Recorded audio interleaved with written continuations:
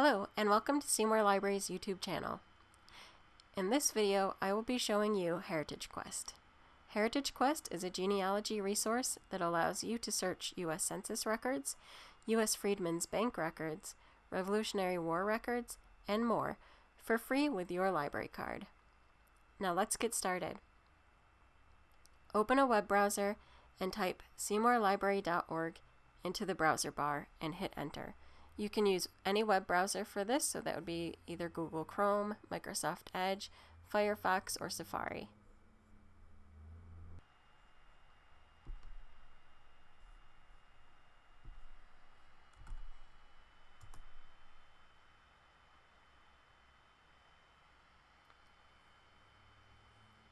Once the page loads, navigate over to eLibrary, then down to eResources and click.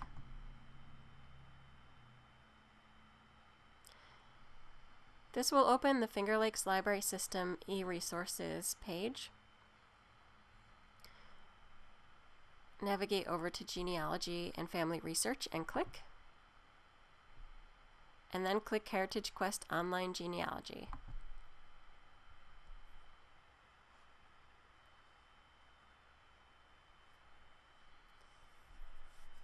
This is the HeritageQuest Online main page.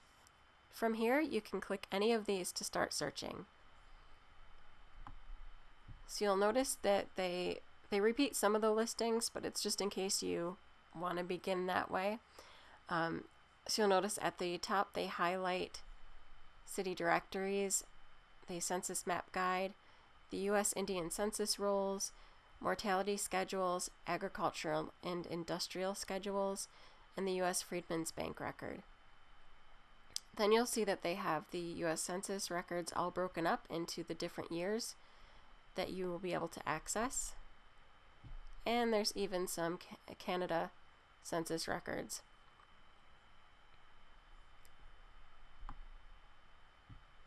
You can also search through obituaries.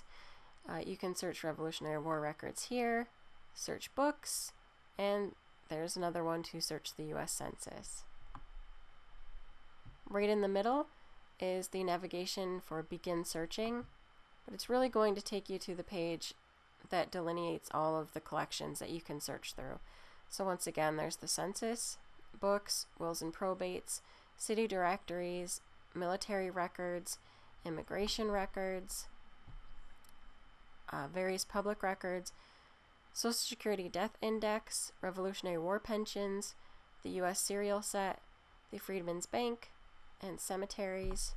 You'll notice that cemeteries is actually going to search Find a Grave, and that's because both Find a Grave and HeritageQuest are owned now by Ancestry.com, so it will link out to those sites, and also some of the other sites will link into other sources that Ancestry now owns.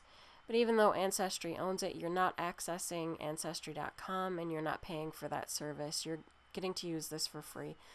Find a Grave is actually still a very free website. You can go to findagrave.com and search cemeteries around the country and I think around the world now. And it's just all information that's updated and uploaded by regular people.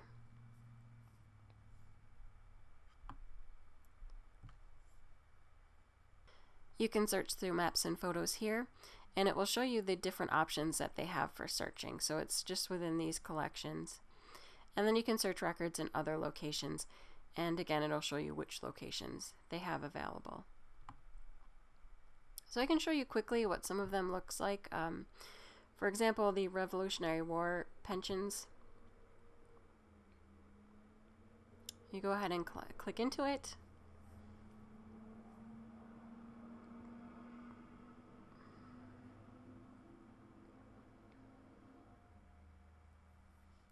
And then it'll bring up a general search. I'm going to enter in a name that I know has a Revolutionary War pension record.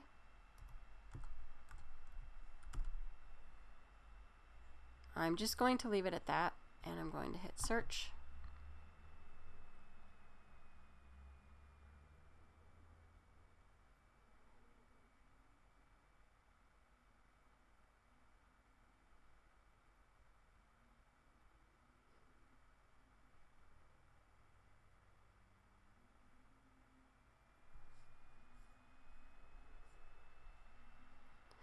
and then the results page will load up. And you'll notice that these results are actually provided by the National Archives. And NARA is actually where you can get other war records. I think it's from Civil War on. You actually have to go through the National Archives. So what I can do is hover over any of these and I'll see a brief listing of what's in the record. So I can see that in this one, the application state was Massachusetts, so I can determine whether or not that matches the information that I have, and that there's only 5 pages in total in this packet. This one, the application state was New York. I can also see the difference here is that this was a pre-1800 disability pension application, whereas this one is a survivor's pension application. And the application state was New York, and that there are 21 pages in this packet. So that might be one that I want to look at, because maybe this is actually the same person, but this one might give me more information. So I can go ahead and click View Record. Again, there's that general information, but then I can hit View.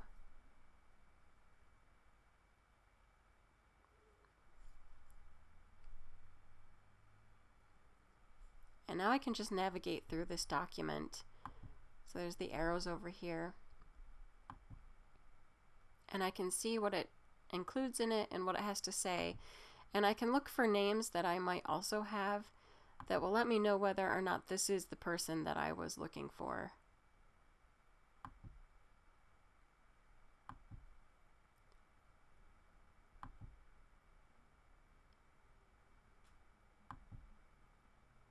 And you can see there's a lot of information in this packet.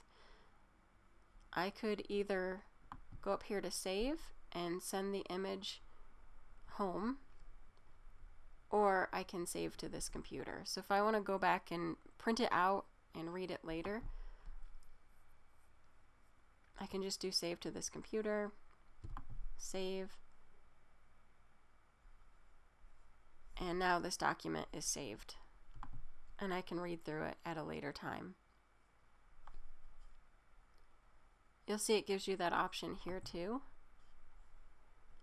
But in this case, I can just send it to my email. So I would enter in my email, confirm it, and then send the email, and it'll send the document right to me. So either one of those options works. You don't have to read all the information right on the computer. If you want to look at it later or be able to print it out, either email it to yourself, or you can do the printer-friendly view and print it out.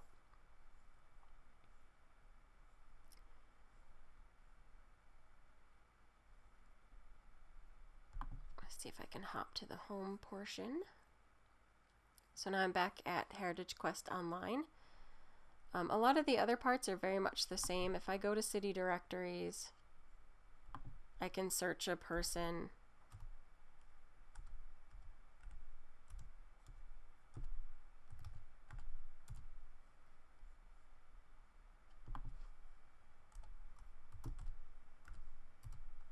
This one, it would help if you at least include a location and then do search. You can leave it general if you then want to like go through a huge listing. But in this case, I didn't want to do that. I just wanted to see what results I would get. And there are quite a few pages worth of stuff.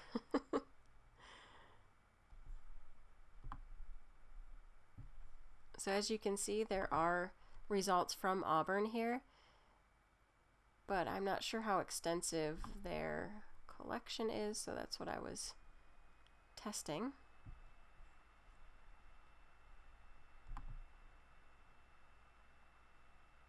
Now obviously if you have some dates, it'll help narrow the search even more.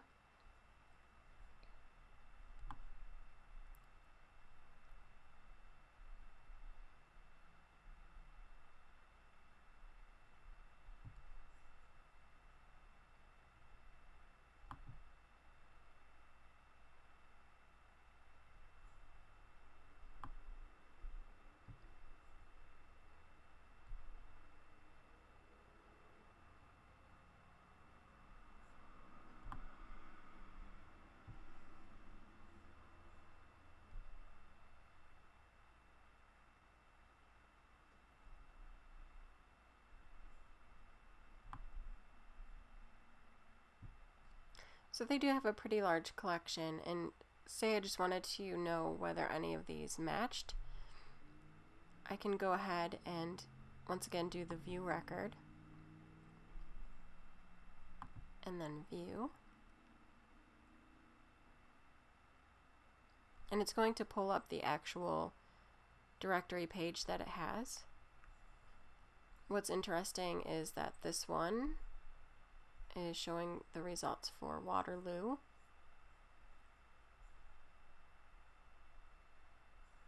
And so I'm not sure if this is one of the Auburn publications that includes the other areas. I'd have to go back and see. Let's just hop back out. Yeah, so this is listed as the Auburn City Directory. So this must be one of our directories that actually has the other areas in it, which is kind of nice. And that's essentially what searching through the directories looks like.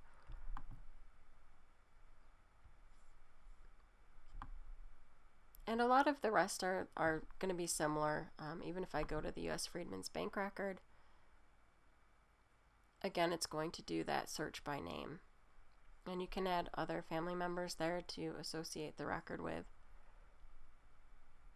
But you usually do need at least a name to start with. And it helps to, again, if you have general dates.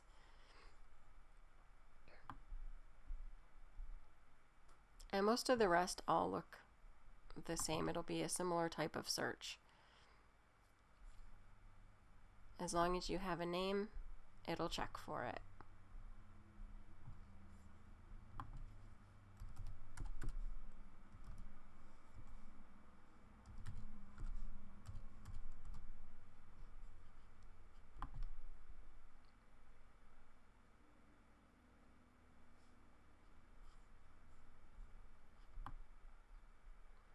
I like to do the book search because it will pull up results from family histories and genealogies that have been published and coded.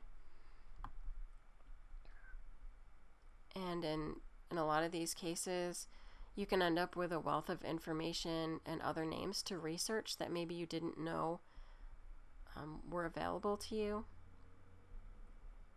And you will have to do other searching and fact-checking to make sure that the person is who you're actually looking for. But this is another area that's just really fun and interesting to see.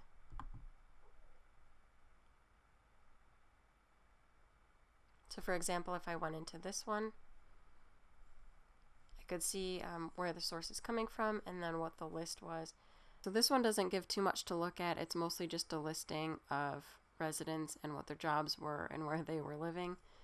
But other times, the record will actually be, a good family history.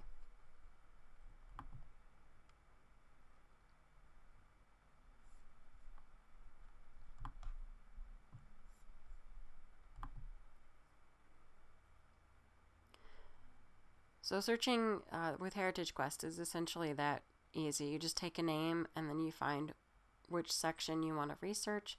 You enter it. Hopefully maybe you have a little date too that'll help you, and then go ahead and search. Some other things to point out is that they have this section up here to navigate from. So if the main page didn't thrill you how it's laid out, you can always go to search, and this will just display everything that they have available to search. And then you just pick whichever section you want to go through. The research aids section, I do like this. This is a helpful little section that has information to help you on your journey of doing genealogy and family history research. So this will be Ancestry Ann's top 10 search tips. This is creating timelines that produce answers. This is information on census forms. I like this one. It's a very comprehensive document that shows how the census were laid out. So there's the first one.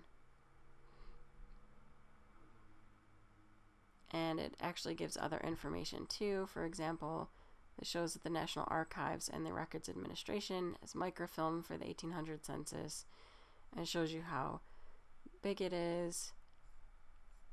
And I like that it also shows like what content was included in the 1800s. So anytime there's updates, it'll tell you what it was that was updated during that time.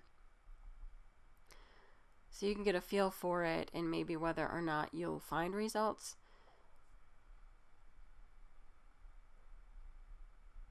This will help you to know that. And you can also print this document off. It's just a PDF. Again, there's more information on the census, because the census is really one of the main things that you're going to use when you do family research. And then there's even a Beyond the Basics section. So there's a cemetery research primer, a black sheep research pathfinder. So black sheep are usually the people in your family tree that maybe got into a little bit of trouble. This will help you to navigate through that. And then there's a nice section on African American family research.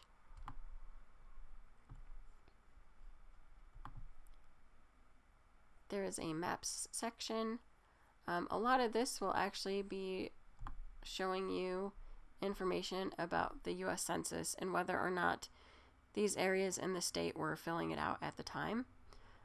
For New York, I think it's going to be every year since the beginning of the census, New York was a part of and included in. So I don't think you're likely to click in there and see any missing. But for other states that came later, it'll show you when that state first participated in the census.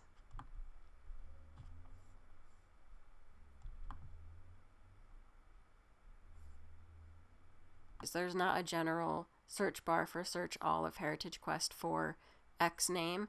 It's you really have to go in to each thing and explore it. And you may want to do that even if you have the same name. Try a couple different ones, like search the cemetery, search the U.S. serial set, search for any public records. The Social Security death index will depend on when the person died. If it was way back in Revolutionary War times, do not bother looking through the Social Security death index because we didn't have it back then. But other than that, you may want to hop around and see if the name pops up in these various resources.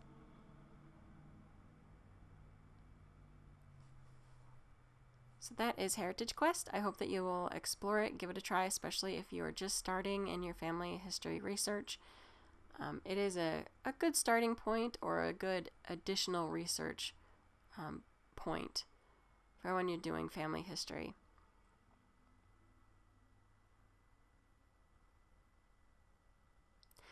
That's it for this video. Stay tuned to Seymour Library for more informative and fun videos. I will be back with more tech tutorials, but until then, bye.